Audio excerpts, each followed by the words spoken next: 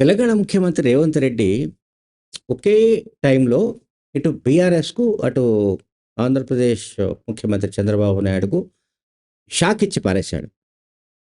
ఇది ఎటువంటి షాక్ అంటే ఊహించని షాక్. 2 కూడా ఈ కేసీఆర్ ఊహించలేదు. అటు చంద్రబాబు కూడా ఊహించలేదు.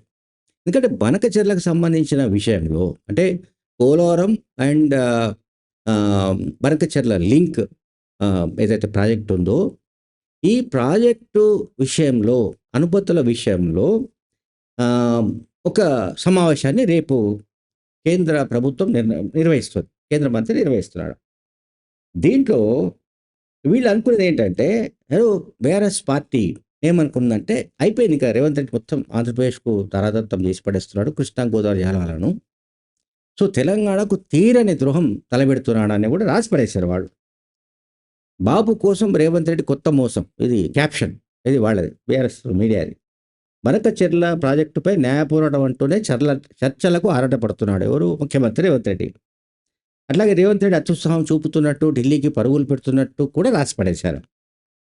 అండ్ జీబీ లింక్ అంటే గోదావరి అండ్ బనకచెర్ల లింక్‌ను కేంద్ర సంస్థలే వ్యతిరేకిస్తున్నప్పుడు, ఈ కాంగ్రెస్ పార్టీకి ఎందుకు ఉబలాటం తహతహ అని కూడా రాసేశారు. ఓకే. తర్వాత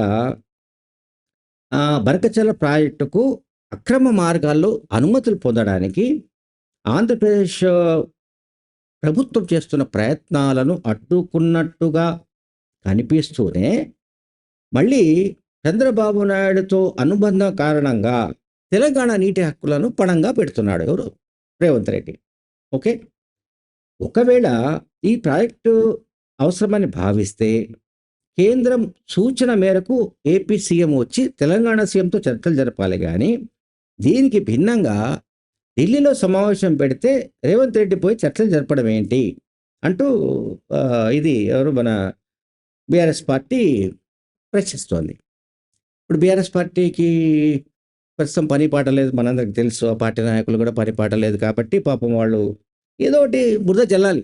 ఇప్పుడు బురద చల్లడం చాలా సులభమండి. బురద చల్లడం ఇప్పుడు బీఆర్ఎస్ వంతు. ఓకే.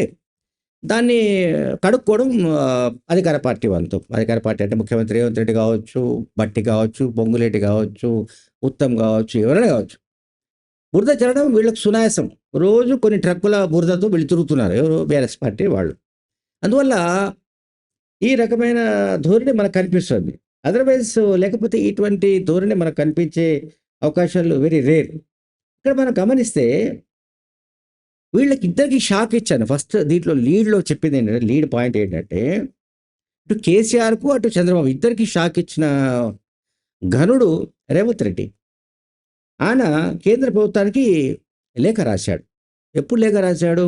జూలై 15 రాశాడు. దాంట్లో ఏం రాశాడంటే, జూలై 16న కేంద్ర మంత్రి సమక్షంలో జరిగే సమావేశంలో అంటే తెలంగాణ, ఆంధ్రప్రదేశ్ ముఖ్యమంత్రుల సమావేశంలో బనకచెర్లపై చర్చ జరపాలని ఆంధ్రప్రదేశ్ ఒక సింగిల్ ఎజెండా ఇచ్చింది. కానీ మేము సిద్ధంగా లేము. మేము చర్చలు జరిపే ప్రసక్తే లేదు. బనకచెర్ల ఎట్టి పరిస్థితుల్లో ఆంధ్రప్రదేశ్ చేపట్టడానికి వీల్లేదని కేంద్ర ప్రభుత్వానికి తెలంగాణ ప్రభుత్వం లేఖ రాసింది. ఓకే. కృష్ణా పైన పెండింగ్‌లో ఉన్న ప్రాజెక్టులకు అనుమతులు, నీటి కేటాయింపులు, లేకపోతే గతంలో కేంద్ర ప్రభుత్వం ఇచ్చిన హామీ ప్రకారం ఏవైతే పూర్తి కాలేదో లైక్ పాలమూరు రంగారెడ్డి, డిండి ప్రాజెక్టులు వీటిని జాతీయ ప్రాజెక్టులుగా గుర్తించాలి. తుమ్మిడిహెట్టి దగ్గర నిర్మించిన అది ప్రాణహిత ప్రాజెక్టుకు ఇది 80 టీఎంసీల నీటి కేటాయింపుతో పాటు ఏఐబీపీ సాయం ఇవ్వాలి. అండ్ ఇచ్చంపల్లి దగ్గర 200 టీఎంసీల వరద జలాల వినియోగానికి కొత్త ప్రాజెక్టు నిర్మాణం తదితర అంశాలతో కూడా ఒక ఎజెండాను తెలంగాణ ప్రభుత్వం పంపింది. ఇప్పుడు తెలంగాణ ప్రభుత్వం పంపింది. సో, ఏపీ ఇచ్చిన బనకచెర్ల ఎజెండా పైన తెలంగాణ ప్రభుత్వం తీవ్ర అభ్యంతరాన్ని వ్యక్తం చేసింది. ఓకే. సో, బనకచెర్లపై చర్చ జరపవలసిన అవసరమే లేదు. ఆ చర్చలో మేము పాల్గొనమని ముఖ్యమంత్రి రేవంత్ రెడ్డి స్పష్టం చేశారు. సో, జీఆర్ఎంబీ అదే గోదావరి రివర్ బేసిన్ సంబంధించి ఉంటుంది కదా! జీఆర్ఎంబీ, సిడబ్ల్యూసి అండ్ ఇతర సంస్థలు ఏవైతే ఉన్నాయో ఇప్పటికే బనకచెర్లపై తీవ్ర అభ్యంతరాలు తెలిపిన విషయం మనకు తెలుసు. బనకచెర్లకు పర్యావరణ అనుమతులు నిరాకరిస్తూ కేంద్ర పర్యావరణ పర్యావరణ నిపుణులు ఒక నివేదిక ఇచ్చిన సంగతి కూడా మనందరికీ తెలుసు.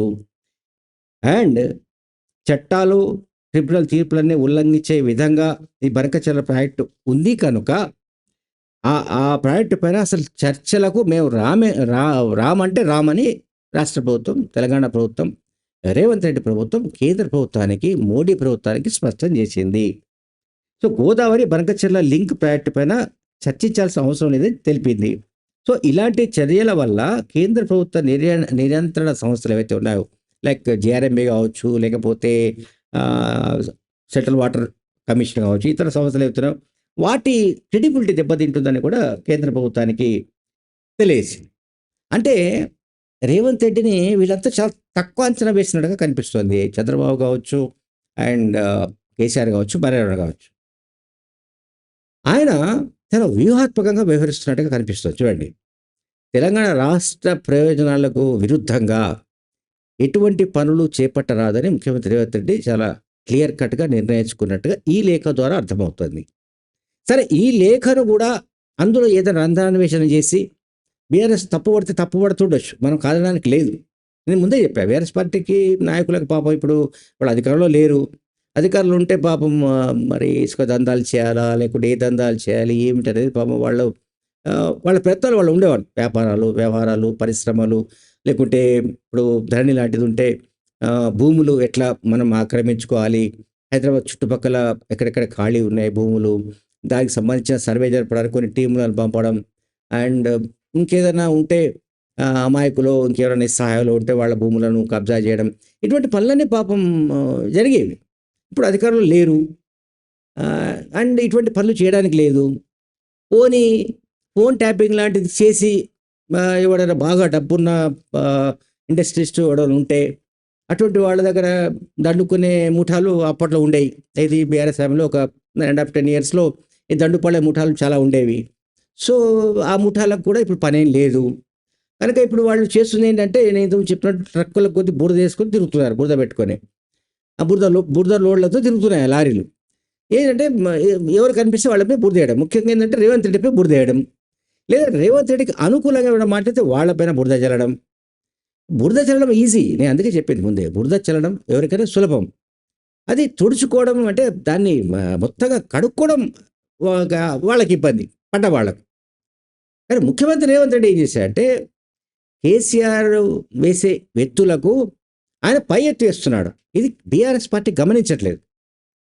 బీఆర్ఎస్ పార్టీ చాలా ఎక్కువ ఆలోచిస్తుంది, అంటే ఎక్కువ ఊహించుకుంటుంది. బీఆర్ఎస్ పార్టీ క్యాడర్ ఏంటంటే, మా కేసీఆర్కి మించినోడు లేడు, ఆయన దేవుడు, లేకుంటే ఆయనకు 3 కళ్ళు ఉన్నాయి, అండ్ ఆయనకు 6 చేతులు ఉన్నాయి, లేకుంటే ఆయనకు ఇంకేదో ఇట్లా 10 తలాలు ఉన్నాయి, ఇటువంటి ఆలోచనలు చేస్తున్నట్టు కనిపిస్తుంది నాకు. కానీ రేవంత్ రెడ్డి ఇవేమీ లేకుండా చాలా కూల్గా వాళ్ళని ఎట్లా కౌంటర్ చేయాలో అట్లా కౌంటర్ చేసి పడేస్తున్నాడు. ఇప్పుడు ఇక ఇటువంటి లెటర్ రాసిన తర్వాత బీఆర్ఎస్ పార్టీ దగ్గర సౌండ్ ఉండే అవకాశం లేదు, అంటే జవాబు లేదు. కానీ అయినా కూడా నేను చెప్పినట్టు అందులో రంధ్రాన్వేషణ చేసి ఏదో వెతుకుతారు దాంట్లో. చంద్రబాబు నాయుడుకు అనుకూలంగా రేవంత్ రెడ్డి వ్యవహరిస్తున్నాడు, వీళ్ళిద్దరు ఒకటే, వీళ్ళిద్దరు ఆల్రెడీ తెలంగాణను చంద్రబాబు నాయుడుకు ధారాదత్తం చేశాడనేది కొద్ది కాలంగా వాళ్ళు మాట్లాడుతూనే ఉన్నారు. చంద్రబాబు నాయుడుకు కేసీఆర్కు ఉన్న ఏమంటాం వైరం ఇప్పటిది కాదు, అది కూడా దానికి కూడా 25 ఏళ్ళు నిండిపోయాయి. 2001, 2001 లేదా 99 నుంచి అనుకుందాం. సో 27 ఏళ్ల నుంచి ఇద్దరి మధ్య ఒక వైరం ఉంది. సో చంద్రబాబు నాయుడు ఇప్పటికీ తెలంగాణ ద్రోహే, according to KCR, according to KCR supporters, according to BRS cadre. Chandrababu Naidu Telangana ద్రోహి కనుక, తెలంగాణను నాశనం చేయడానికి మాత్రమే ఆయన కంకణం కట్టుకున్నాడు కనుక, ఇక చంద్రబాబు నాయుడుకు ఎవరు అనుకూలంగా మాట్లాడినా ఎవరైనా సరే ఆయన ఇట్లా తెలంగాణ ద్రోహి అవుతాడా బాబు, ఆయన పోయి ఎక్కడో ఆంధ్రప్రదేశ్లో ఉన్నాడు, ఆయనకి ఏం సంబంధం అన్నా కూడా లే మేము ఒప్పుకోవడానికి వెళ్ళలేదు, మేము ఒప్పుకోము. చంద్రబాబు నాయుడు ఆంధ్రప్రదేశ్లో ఉండి కూడా ఇక్కడ తెలంగాణను నడిపిస్తున్నాడు అంటే, రేవంత్ రెడ్డి తెలంగాణలో పుట్టి పెరిగిన ముఖ్యమంత్రి రేవంత్ రెడ్డి కూడా తెలంగాణ వాది కాదు. తెలంగాణ వాది ఎందుకు కాదంటే ఆయన టీఆర్ఎస్ లేడు కదా. బీఆర్ఎస్‌లో ఉన్నవాళ్ళు తెలంగాణ వాదులు అనే ఒక దాన్నేమంటారు ఒక రకమైన నిర్ధారణ తీసుకొస్తున్నారు కనుక రేవంత్ రెడ్డి తెలంగాణ వాది కాదు. ఉత్తమ్ కుమార్ రెడ్డి తెలంగాణ వాది కాదు. శ్రీధర్ బాబు తెలంగాణ వాది కాదు. సీతక్క తెలంగాణ వాది కాదు. భట్టి ఏమంటాం తెలంగాణ వాది కాదు. అండ్ ఇంకా క్యాబినెట్‌లో ఉన్నవాళ్ళు ఎవరు తెలంగాణ వాదులు కాదు. అట్లాగే కాంగ్రెస్ నాయకులు తెలంగాణ వాదులు కానే గారు. అసలు వాళ్ళకి తెలంగాణతో సంబంధం లేదండి. తెలంగాణతో సంబంధం ఉన్నది తెలంగాణ ఇంటి పార్టీ అంటే అది బీఆర్ఎస్ మాత్రమే అన్నది బీఆర్ఎస్ పార్టీ నిర్ధారణ. అది కేసీఆర్ థియరీ, కేసీఆర్ కాన్స్టిట్యూషన్ అంటే రాజ్యాంగం. కనుక మనం ఆ లైన్‌లోనే ఆలోచించాలని వాళ్ళు చెప్తూ ఉంటారు ఎప్పుడు. కనుక ఇక్కడ రేవంత్ రెడ్డి చాలా వ్యూహాత్మకంగా వాళ్ళను కౌంటర్ చేసి పడేశాడు. ఒకటేసారి. ఒకటే దెబ్బకు 2 పిట్టలన్నట్టుగా అటు చంద్రబాబును, ఇటు కేసీఆర్ ఇద్దరిని డిఫెన్స్‌లో పడేశాడు. ఎందుకంటే బనకచెర్ల పైన ఎప్పుడైతే జూలై 16న ఢిల్లీలో సమావేశం ఒకటే ఎజెండా పైన జరపాలని చంద్రబాబు నాయుడు పట్టుబడుతున్నాడు. నథింగ్ డూయింగ్ ముందు కృష్ణా వాటా, గోదావరి వాటా ఇదంతా ఈ వాటాల సంగతి తేలిన తర్వాతే మిగతా సంగతి తేలుద్దాం. బనకచెర్ల విషయంలో మాత్రం మేము ఎట్టి పరిస్థితిలో తగ్గేదేలే అని రేవంత్ రెడ్డి చెప్పేశాడు. Thank you very much.